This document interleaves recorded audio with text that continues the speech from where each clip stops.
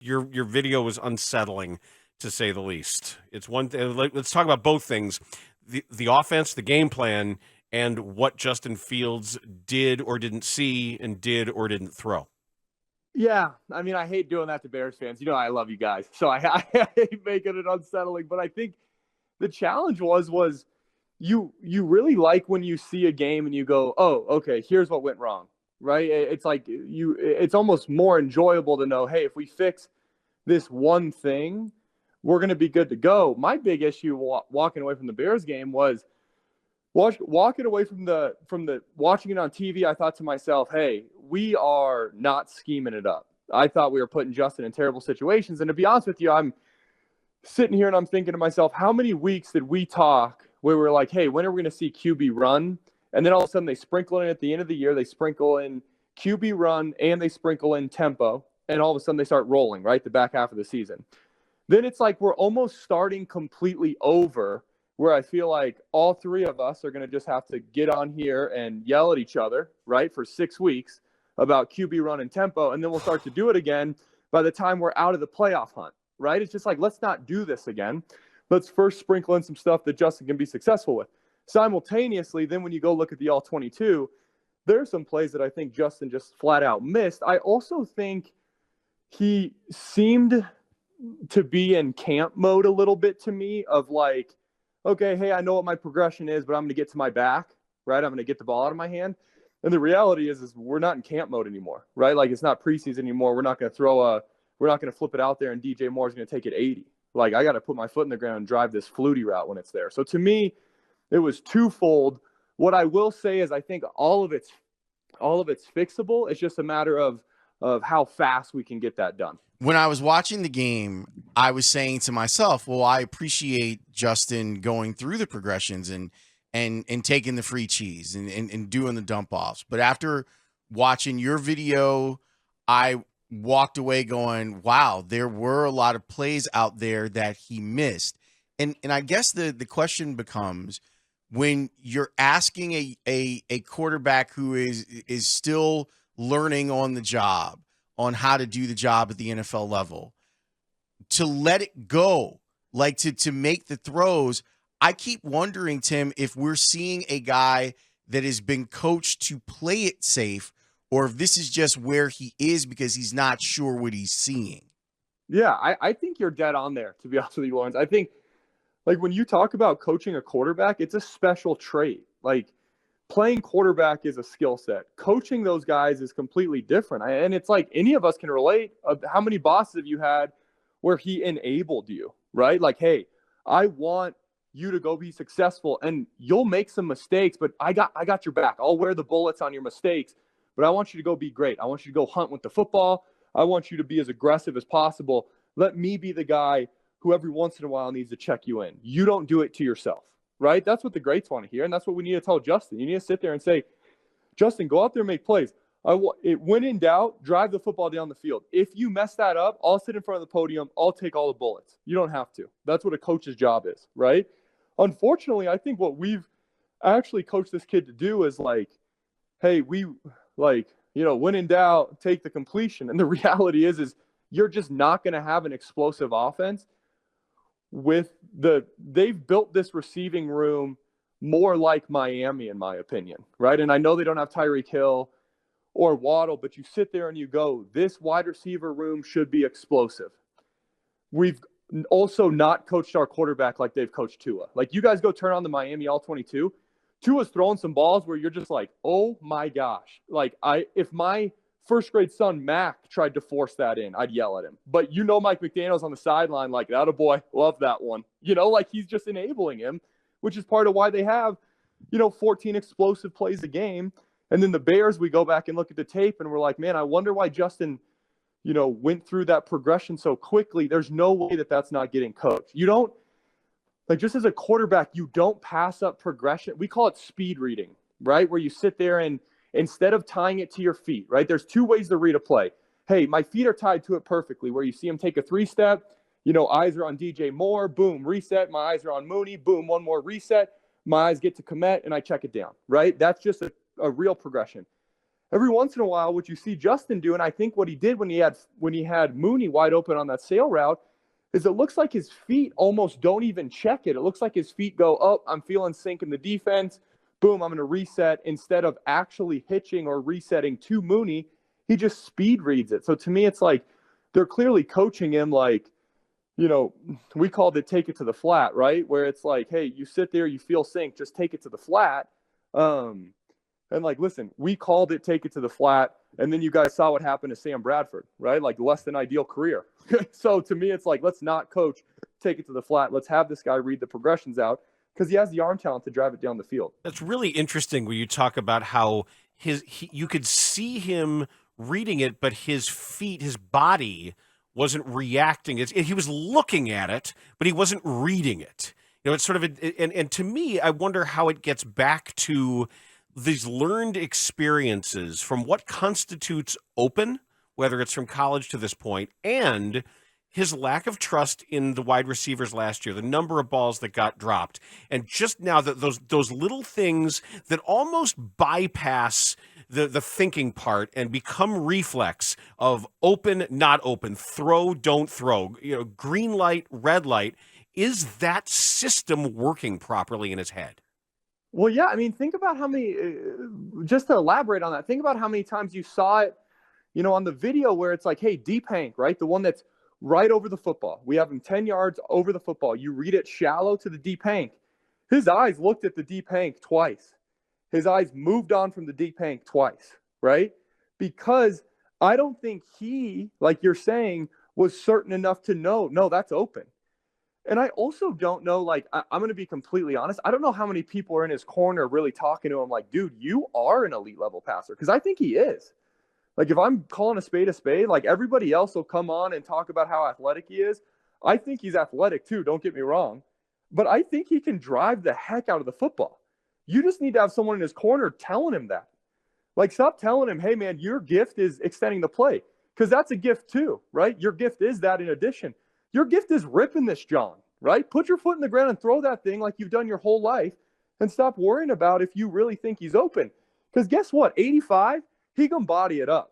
You could put me out there with 85 throwing these soft BBs that I throw now at 32, which is just embarrassing, and he can body it up. No one's picking it. It's either PI because it's going to get there in 98 seconds, right? Or he's going to come down with it. And Justin has the arm talent to turn it free. I just think the reality is we need to reinforce that for him.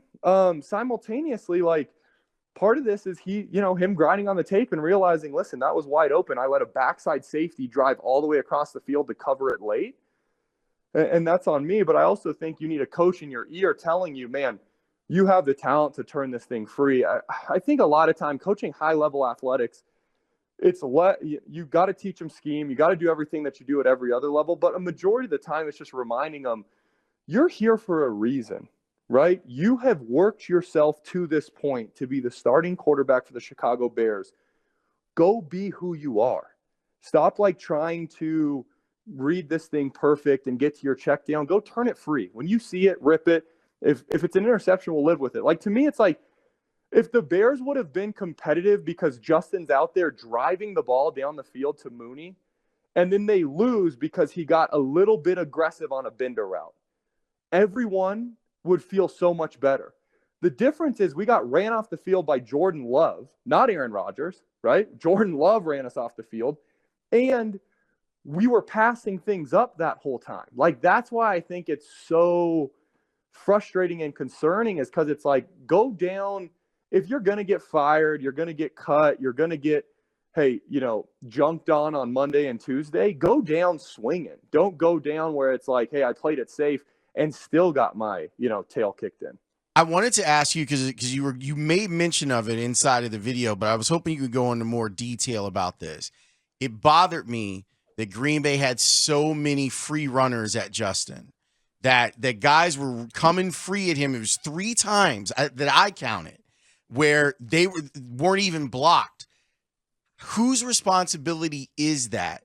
And why did it happen so frequently? Thank God on the play where Jair Alexander is blitzing that Justin is Justin, or else he would have been deposited into the ground. Yeah, all three of us would have been like, we'd be like drinking through a tube right now, telling our wives like, "Hey, really great to see you." Right? Like, it just like, yeah. I mean, the reality is that's the offensive coordinator play caller. To have a play in which you have a corner blitz. So just for everyone at home, right? Hey, corner blitz, it's the DB, right? A DB is a cover guy. He's the guy lined up on the receiver. That guy blitzing. Rarely do we account for him with our offensive line, right? Because those guys don't blitz that often. So, hey, our O-line's focused on picking up linebackers, defensive linemen in a very simplistic form, okay? We usually account for them with a running back. On this particular play, the running back was working the other side. So, hey, he's unaccounted for. But guess what? Our wide receiver, who normally does a side adjust, meaning, hey, if someone blitzes right off the front of your face, you just take 2-3 steps upfield, boom, you turn around, you get your chest ready because your quarterback's going to put it on, right? We call it like a cat, right? Cat meaning corner blitz, side adjust, okay? So next time all your listeners are at their Super Bowl party, they can say, listen, we should have cat side adjusted that. Everyone's going to think they're real smart. But that's the most simple form of it. We didn't do it. Receiver just running a route and Justin just sitting there like, okay, I guess I'm going to make this guy miss and go pick up a first down for you guys. Like, that is wholeheartedly on the offensive coordinator. And the reason I'm telling you it's the OC play caller is because there's no shot in hell Chase Claypool doesn't pick that up. Like, I've never seen an NFL vet who's supposed to have a side adjust not do it. So he doesn't do the side adjust, which tells you it's not in the playbook, which tells you like either they weren't ready for pressure in that situation, which is mind-boggling because every single play in your playbook should have a, secondary side adjust, or they really are just sitting there saying, hey, Justin will make us run. If that's the case, we got to run him out of town right now. I'll fill in as interim for half the charge, okay? And we'll look a hell of a lot better, I can promise you that. So there's like a lot of stuff that you sit there and you look at on tape and you go, did Justin miss some deep ones? Sure. Is it damn near impossible to play quarterback when you don't even know if our guys are going to break out or we don't even have side adjust built in? Like, I don't know how you do it. So to me, those are the more concerning plays. I think you can coach a quarterback to turn it free when somebody's open. I think that the fact that you've had all offseason to prepare for boundary corner pressure, which is the most rudimentary pressure look you will get in the NFL, and we don't have it ready, is like, I don't know. That's just a really, really tough pill to swallow. Well, and then there's one of the other plays where you have the left tackle blocked down and you have a defensive lineman running free at Justin. I'm like, how in the world is that not accounted for? Not even one. We had two, right? Because we're trying to block we passed up the D tackle. That to me was a missed assignment on the left tackle. Like that, the left tackle got chewed out for. But the way that we're trying to account for that backside DN with the wing fullback is also one where you sit there and you go, what are we doing, fam? Like, what's going on right now? Because you sit there and it's like, I get it, right? You dress it up and it's sexy. Hey, we're going to bring them all the way from out here. And, man, on the whiteboard, that looks awesome. But then you have to remember that these guys move and we're not standing still, and it's the NFL. So, like, on the whiteboard, that line looks really short. On an NFL football field where the DN is an absolute dog and we've got our fullback trying to do it, it just ain't going to happen. Like, those are the plays where, and it's hard because Justin's still early in his career, right? You want to know what happened if you installed that with Tom or Peyton or Mahomes? They'd look at you and they'd say, I'm not effing doing that. Like, that's a dumb play. We're throwing that one out today, Andy, right? That's what Mahomes would say. Unfortunately, Justin's not at that point in his career where he can look at his OC and say that yet. So it's like you sit there, we're not going to protect him. And I'm not going to lie, on the TV copy, you sit there and you go, shoot, man, Justin's got to get his eyes around, right? Because part of the naked boot game is knowing I might have some things not secured backside. Well, then you actually watch what they had designed and you go, that's not on Justin. How are you going to get your eyes around to three different people, right? Like, that's just impossible. So I don't know. There were some design perspectives. We obviously have physical errors, right? The left tackle, he messed up. But then you also compound that with a play design error. And it just makes it to where you guys felt it. It just looked incompetent. You go out there and, there were a couple drives where they got into tempo late in the game and you can feel better. You're also down 20, right? So it's like. Right, they're backed off. The middle of the field's wide open. Yeah. And you sit there and you go like, hey, listen, if that's where we're pulling hope from, doesn't feel great. It doesn't feel great. What I will say, though, is they're still uber talented. Like, a bad day doesn't take away the fact you still got DJ Moore. You still have Mooney, who I think showed us who he really can be when you have a bona fide one outside of him. Like, I think he's starting to show you guys how darn good of a player he is as a 2 or a 3. Like, that's a tough matchup now. So there's still a ton of talent. We just got to put them – you got to put these guys in a situation to be successful. And then Justin, when he can's got the trigger, but you also, like, man, talk about mentally. How am I going to worry about ripping the sail route when I got to worry about 2 unblocked guys on a naked bootleg and the fact that I don't have, a side adjust built in for boundary cat? Like, those are 2 things where, I'd probably be playing with the fear of God in me too if that was what my offensive coordinator was dialing up for me. Tim Jenkins, we love this stuff and glad you're going to be with us every week. Much appreciated. Did Tim throw he's got to throw that John at us? He did. What did he say? Rip that John. Rip that John. Isn't he from Colorado? I know. That's not from Philly? That's Philly stuff there. I still love it. He was great. All Philly has to do is catch that John. It's track that John down. I threw it up on Twitter. If you go on my timeline, or just go to search Tim Jenkins's YouTube page. There's a 15-minute breakdown of the video of the All-22 on Justin Fields. Yeah. Also, that you should watch. Also, when he says he can't believe Chase Claypool wouldn't make the side adjustment, I can. Well, like, if there's one guy in the NFL you would say who would be voted most likely to not care about making the proper side adjustment, he'd be on your list. They got to figure all of that stuff out too.